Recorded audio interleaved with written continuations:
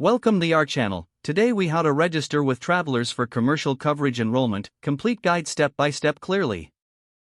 To register with travelers for commercial coverage enrollment, start by visiting the official travelers website.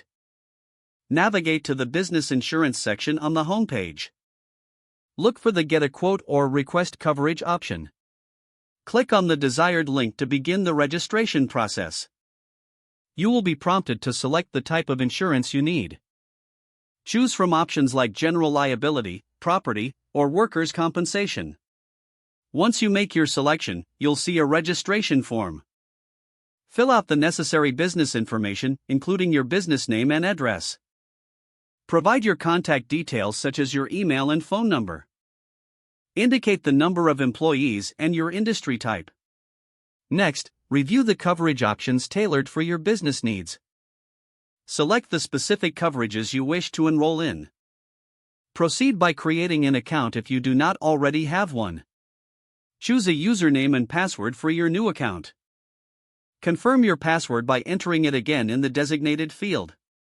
After creating your account, log in using your new credentials. Complete any additional forms or questionnaires required for your coverage. Be thorough and accurate to avoid delays in your application. Once all information is entered, review your application for accuracy. Submit your registration for commercial coverage enrollment. You will receive a confirmation email detailing your application. Keep this email for your records and future reference. If needed, check back on the website to track your application status. Lastly, be prepared to receive further communication from travelers regarding your coverage options.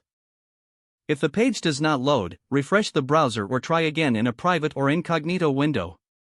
Make sure you are using the correct email address, then retype it carefully to avoid small typos.